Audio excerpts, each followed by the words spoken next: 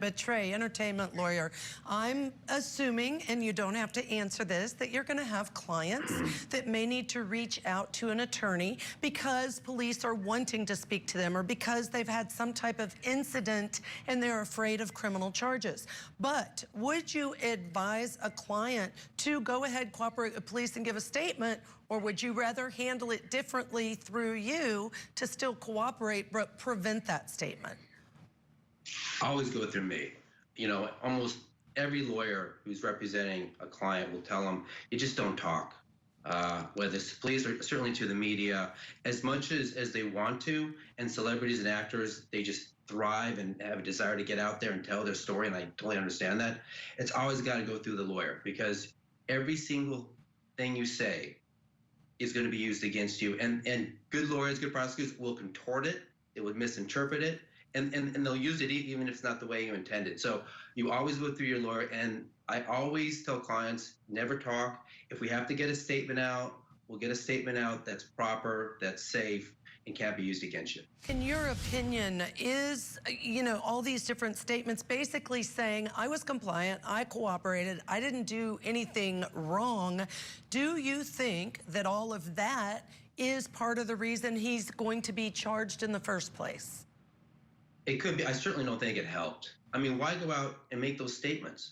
You know, when you're out there making statements in your own self-defense, people are going to give it, it's certain due credibility, because they know you're out there, you're self-interested, you got to protect yourself.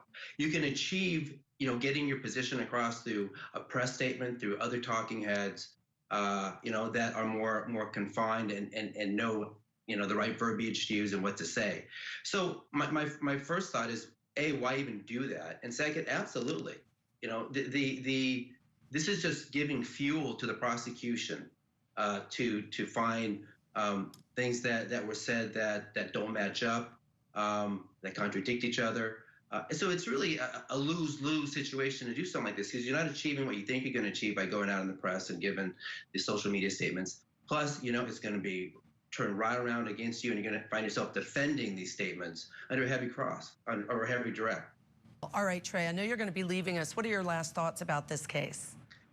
Well, there's one other aspect of it that seems to be rolling around in the press, is that he's being charged as an actor, but also as a producer, saying that he was responsible for the set obligations for set safety. And you have to slow down on that one as well, because producer is a credit. And people can get a producer credit, an executive producer credit, for raising money, for making an introduction to somebody, adding an element to the set. So it doesn't automatically mean, if you're a producer, that you have set responsibility.